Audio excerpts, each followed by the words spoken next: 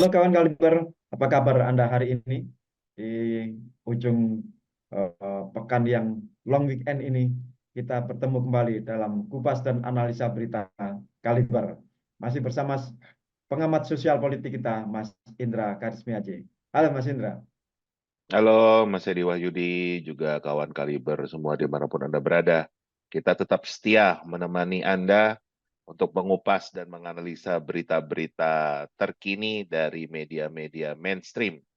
Jadi kita tidak gibah, tidak mengirimkan hoax atau kabar bohong, tapi kita ngambil selalu dari berita-berita yang terverifikasi oleh Dewan Pers, dan kita coba analisa apa makna dari berita tersebut sebagai bagian kita mengupayakan untuk mengedukasi, mencerdaskan kehidupan bangsa.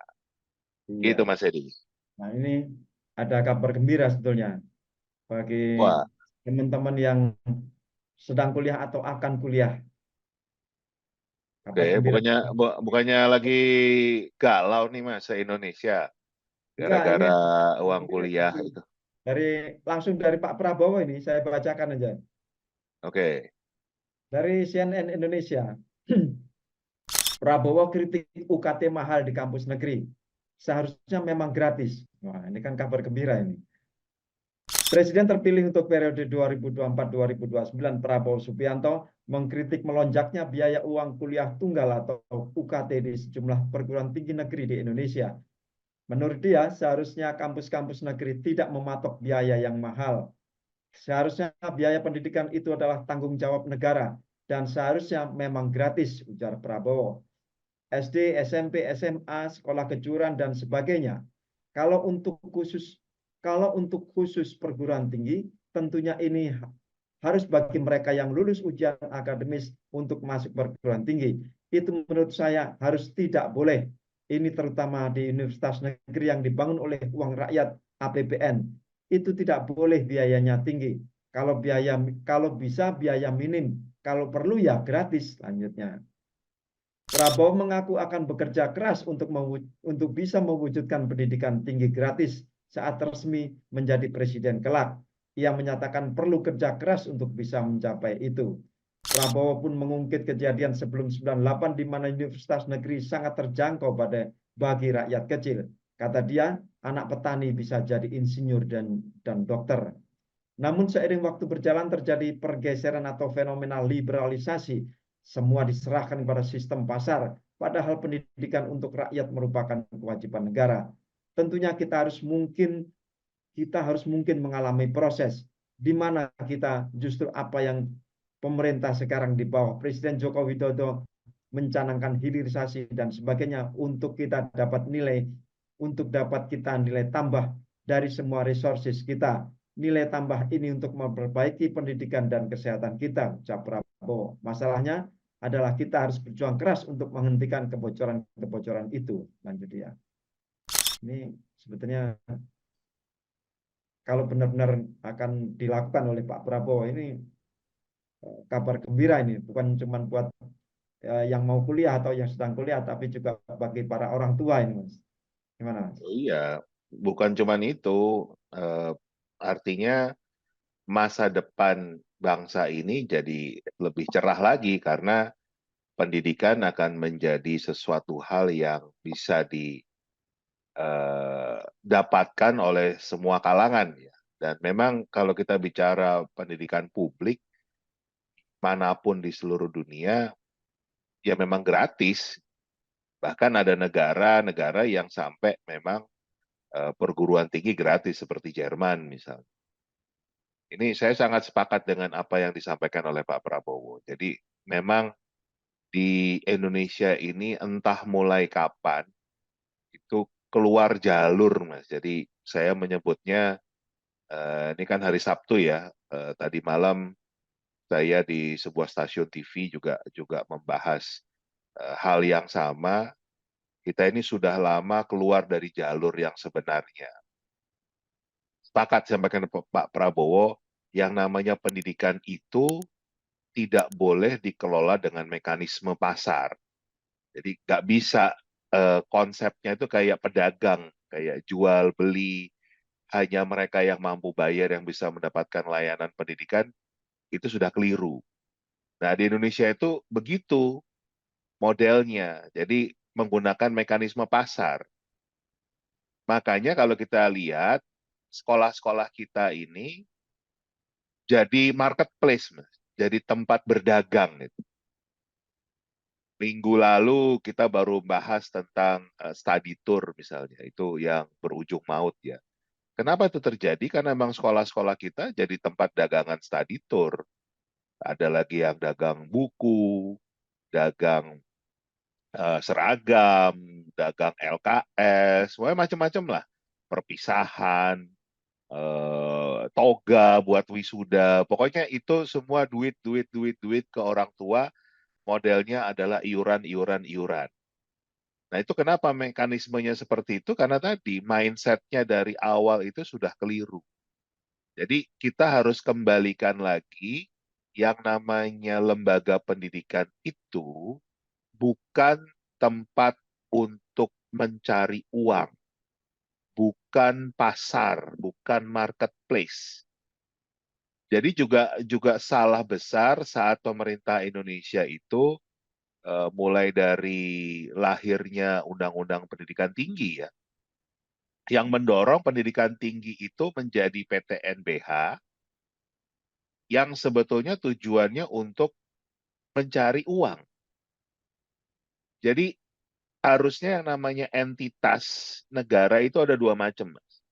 Ada yang memang tugasnya untuk mendapatkan income, mendapatkan pendapatan negara. Misalnya BUMN, itu mendapatkan pendapatan negara ya. Kemudian Dirjen Pajak misalnya, Bea Cukai, itu yang mendapatkan pendapatan negara. Tapi ada juga yang memang tugasnya justru untuk melayani rakyat dengan digelontorkan dana. Jadi menghabiskan dana, bukan mencari dana, bukan mencari anggaran, tetapi malah menghabiskan anggaran. Contohnya TNI. TNI itu kan tugasnya untuk menjaga teritori Indonesia, ya kan? Biayanya mahal, biaya SDM-nya mahal, pelatihannya mahal, alutsistanya juga mahal. Tapi kan kita nggak pernah dengar konsep tentara suruh cari duit kan? Tentara suruh suruh memenuhi kebutuhannya sendiri, gimana caranya lah kan? Itu yang namanya mekanisme pasar. Nah, pendidikan juga harusnya sama dengan tentara. Jangan dijadikan tempat untuk mencari uang. Tapi kan justru sekarang kita ini, saya nyebutnya salah kelola, sesat pikir. Karena tempat pendidikan kita justru disuruh cari uang. Akhirnya ya menjadi tempat dagang tadi. Nah, ini kita harus kembalikan, pendidikan itu memang fokusnya untuk mencerdaskan anak bangsa. Menyiapkan anak-anak kita, anak bangsa ini, generasi penerus kita, supaya siap untuk memajukan Indonesia di masa yang akan datang. Nah, itu akan butuh dana yang besar. Nah, kalau dulu, Mas, ya, memang anggaran pemerintah itu tidak cukup. Makanya dulu ada yang namanya SPP. Nah, kalau kita ingat zaman kita dulu yang namanya SPP, itu kan sumbangan pengembangan pendidikan. Nah, bahasanya itu sumbangan. Sumbangan itu kan berarti sesuai dengan kemampuan yang nyumbang kan. Namanya sumbangan. Nah, jadi sebetulnya di pendidikan kalau dananya kurang, kita bisa menggunakan mekanisme sumbangan ini atau penggalangan dana atau fundraising. Itu dibenarkan di seluruh dunia, model seperti ini bisa. Jadi masyarakat atau pihak-pihak manapun, mau korporasi, mau pihak manapun lah, itu bisa melakukan penggalangan dana atau menyumbang untuk keperluan pendidikan ini. Tapi itu berupa sumbangan, penggalangan dana, bukan sebagai marketplace. bukan sebagai pasar. Nah, itu yang kita keliru. Jadi, kalau memang faktanya negara kita belum mampu untuk menyediakan layanan yang sesuai dengan harapan kita bisa membuka konsep yang namanya penggalangan dana, fundraising itu. Artinya bukan iuran, bukan orang tua itu dipaksa untuk membayar sekian. Kalau nggak bayar, ijazahnya ditahan. Itu kan yang terjadi sekarang. Itu yang menjadi hubungan antara warga negara dan sekolah, rakyat dengan sekolah, orang tua dengan sekolah itu kayak penjual dan pembeli. Dan itu akan berdampak pada mutu pendidikan Indonesia. Karena sekarang harus diakui mutu pendidikan Indonesia itu salah satu yang terburuk di dunia. Kemampuan membaca kita saja disebutnya, kalau Bank Dunia menyebutnya functionally illiterate, alias buta huruf secara fungsi. Orang Indonesia tuh bisa baca, bunyi, ya, tapi nggak ngerti apa yang dibaca. Makanya kalau kita lihat sekarang nih, Mas Edi sebagai seorang jurnalis kan, kita lihat warga negara Indonesia itu lebih banyak baca judul daripada baca artikel. Karena artikel itu kepanjangan. Termasuk di eh, podcast-podcast kita ini, banyak sekali yang nggak nonton tayangannya, cuman baca judulnya aja, udah komentar macam-macam. Gitu. Nah, ini bagian dari yang membuktikan kalau kita ini functionally illiterate. Memang buta huruf secara fungsi. Itu bahasa Bank Dunia ya. Nah, ini yang harus kita luruskan bersama. Nah, saya sangat mendukung apa yang disampaikan oleh Pak Prabowo. Mudah-mudahan memang di masa kepemimpinan beliau ada sebuah revolusi pendidikan yang akan kita kembalikan lagi ke jalurnya. Pendidikan itu tidak boleh menjadi tempat dagang, nggak boleh menjadi marketplace. Jadi termasuk PTN ini jangan punya pemikiran, kalau sekarang kan PTNBH itu memang ditujukan supaya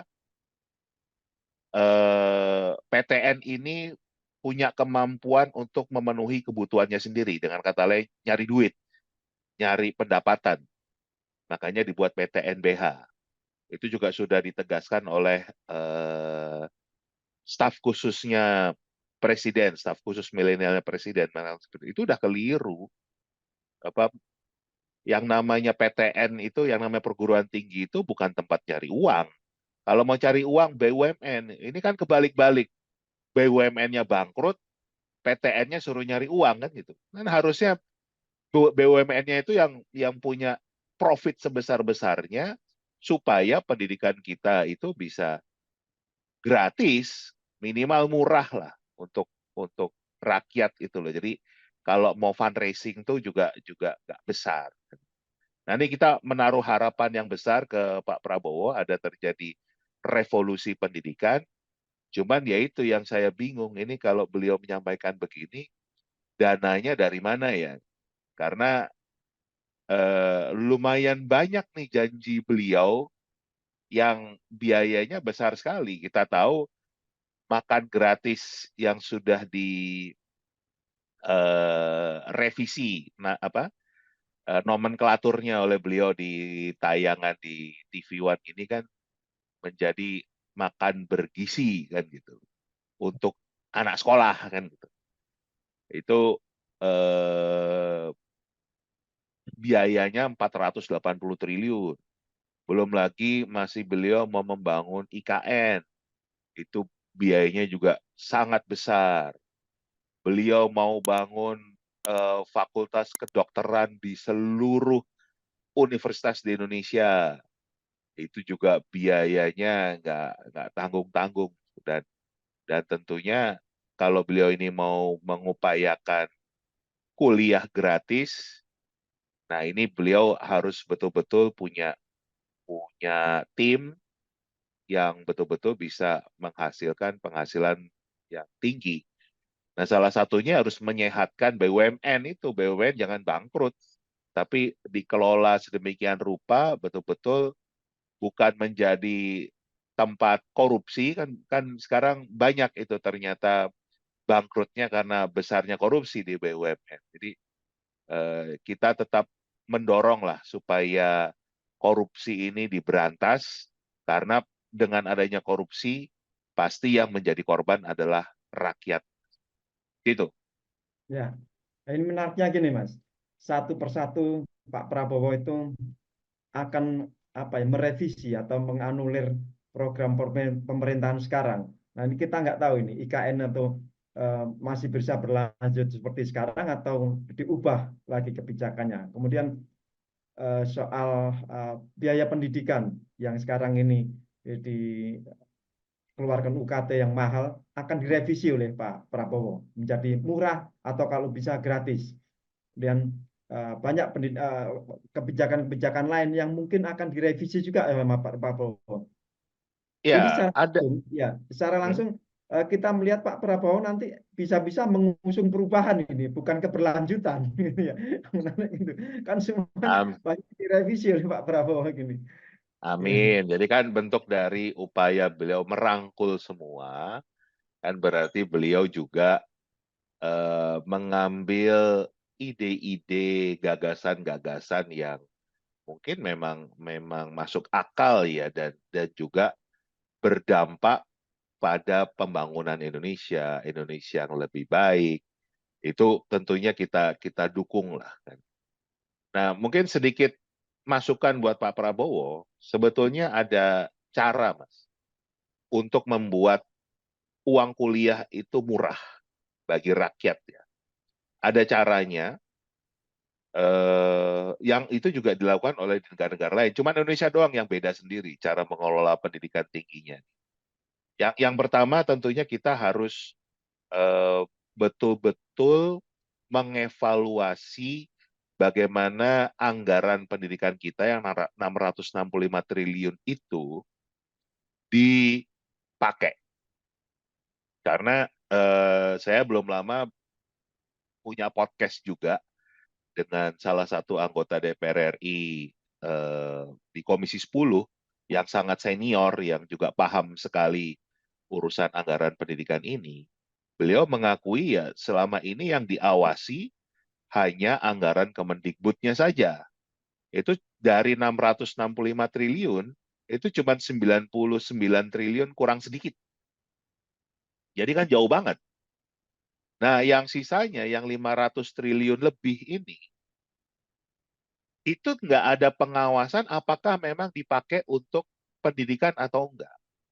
Bahkan ada pelanggaran-pelanggaran undang-undang. Misalnya gini, Mas. Di Undang-Undang Sisdiknas, Sistem Pendidikan Nasional nomor 20 tahun 2003, itu yang namanya anggaran pendidikan itu nggak termasuk dengan gaji guru dan pendidikan kedinasan. Nah, tapi MK itu mengubah, ternyata gaji guru masukin saja ke yang 20%. Oke lah. Nah, yang sekarang pertanyaan pendidikan kedinasan ini, kalau kita lihat, ya kemarin ini kita bongkar, total itu ada 24 kementerian dan lembaga yang mendapatkan kucuran anggaran pendidikan nasional ini. 24, Mas. Jadi yang betul-betul ngurusin pendidikan ya cuman Kementerian Pendidikan dan Kementerian Agama. Yang lainnya itu macam-macam. Kemensos aja dapat 12 triliun. Ada Kementerian Keuangan, Kementerian Perhubungan, macam-macam lah. Itu bayangin, jadi ada 22 kementerian lain yang mendapatkan kucuran anggaran pendidikan ini. Nah, padahal di Undang-Undang Sisdiknas tadi kan nggak termasuk pendidikan kedinasan. Jadi kita tanya, ini pendidikan umum yang mana yang dipakai oleh 22 kementerian lembaga ini? Itu satu. Yang kedua, transfer daerah itu angkanya 300 triliun lebih. Itu juga nggak ada pengawasan apakah memang dipakai untuk urusan pendidikan. Karena saya sering loh ketemu dengan kepala daerah, yang ngobrol dengan kepala daerah yang dengan santainya belum mengatakan, oh saya nggak serap tuh buat pendidikan. Ya udah, gitu aja. Dengan santainya anggaran pendidikan yang harusnya dipakai buat pendidikan, nggak dia pakai buat pendidikan. Tapi juga nggak ada teguran, nggak ada orang yang protes. Jadi ya ini sudah berjalan berpuluh-puluh tahun dibiarkan saja. Nah, ini yang mungkin kesempatan Pak Prabowo juga anggota DPR RI yang baru untuk menata ulang lagi nih anggaran pendidikan kita harus betul-betul dipakai untuk kepentingan pendidikan, bukan kepentingan yang lain. Yang Ya, kedua, Indonesia ini membuat pendidikan tingginya menjadi pusat pengajaran. Jadi kalau kita bicara tentang kampus, orang itu pasti berpikir tentang eh, belajar, ya kan? Belajar di kampus gitu. Jadi ada dosen yang ngajar mahasiswanya. Kalau di luar negeri, Mas, yang namanya pendidikan tinggi itu fokusnya bukan ngajar. Fokusnya itu riset. Jadi yang paling utama adalah risetnya. Nah, dengan riset ini, makanya anggaran yang terbesar itu datangnya justru dari riset. Jadi kalau di luar negeri nih, orang mau jadi profesor di sebuah kampus, itu dia datang bawa lamaran, lamaran tuh isinya proposal riset. Dia mau riset apa? Sekaligus sama riset yang mau dia buat ini, siapa yang mau mendanai? Jadi seorang profesor itu sudah datang ke kampus dengan apa yang mau diriset sekaligus dananya. Dana itu kan bisa datang dari pemerintah, bisa datang dari NGO, bisa datang dari korporasi, dari swasta, bisa datang dari luar negeri. Pokoknya kan terserah siapa saja tapi mendanai riset ini. Nah, karena modelnya begini, contoh seperti di NTU, itu kebutuhan kampus 70% itu sudah di-cover oleh dana-dana riset ini, 70%. Makanya yang harus dibiayai oleh mahasiswa, masyarakat, itu cuma 30%. Makanya di negara lain, uang kuliah, biaya kuliah itu murah, sangat terjangkau. Bahkan seperti di Jerman tadi bisa gratis. Karena mengelolanya begini. Sedangkan kalau Indonesia kan ngajar semua. Dan akhirnya ya kebutuhan itu datangnya dari mahasiswa semua. Makanya mahal. Bahkan sekarang, Mas, orang berpenghasilan menengah itu sudah nggak bisa lagi mengkuliahkan anak. Karena pendapatan per kapita kita kan 75 juta. Nah, kalau uang gedungnya, IP-nya, ya, iuran pengembangan institusinya itu lebih dari 75 juta, gimana cara setahun penghasilan setahun itu harus disumbangkan loh sebagai iuran. Kalaupun mau mau nabung itu mau nabung berapa tahun? Berapa yang bisa disisihkan? Itu bicara satu anak. Kalau dia punya dua tiga anak gimana? Itu baru iuran pembangunan pengembangan institusinya ya, baru uang gedungnya, uang pangkalnya. UKT-nya lagi tadi. Kalau sudah 20 juta misalnya per semester, kan per tahun sudah 40 juta. Sudah 60% dari penghasilan rata-rata orang Indonesia, 60%-nya lari buat bayar UKT satu anak. Terus cara hidupnya gimana? Jelas nggak bisa. Nah, ini yang kita berharap banyak dengan Pak Prabowo, apalagi beliau sudah memberikan statement seperti pernyataan seperti ini, akan ada perubahan yang sangat mendasar, ada revolusi dalam sistem pendidikan nasional kita. Kita dukung, Mas, hal yang baik. ya, kita dukung. Apalagi Pak Prabowo bisa membawa visi perubahan itu nanti, bukan visi keberlanjutan. Nah, Nah, yang kita takutkan jangan-jangan beliau mengatakan ini tiba-tiba pajaknya dinaikkan kan gitu. nah, Kita sudah tahu tahun depan itu pajaknya TPN akan jadi 12%. Itu kan pasti BBM. juga membebani ya kan gitu.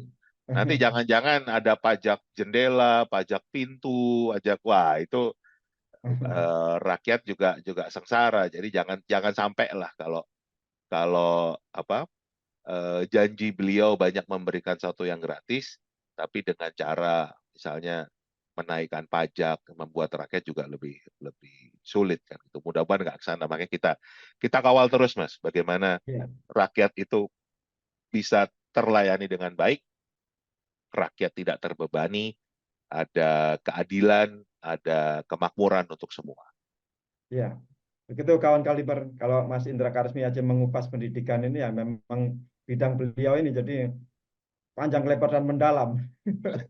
Terima kasih Mas Indra, upasannya yang cukup apa lama ini ya, sudah hampir 30 menit kita tadi. Terima kasih juga kawan kaliber, kami tetap menunggu komentar Anda bagaimana sebaiknya pemerintah menyikapi UKT yang mahal dan bagaimana rencana Pak Prabowo akan menggratiskan atau meminimalkan biaya pendidikan di Indonesia. Terima kasih atas kebersamaan Anda. Sampai jumpa. Sampai jumpa.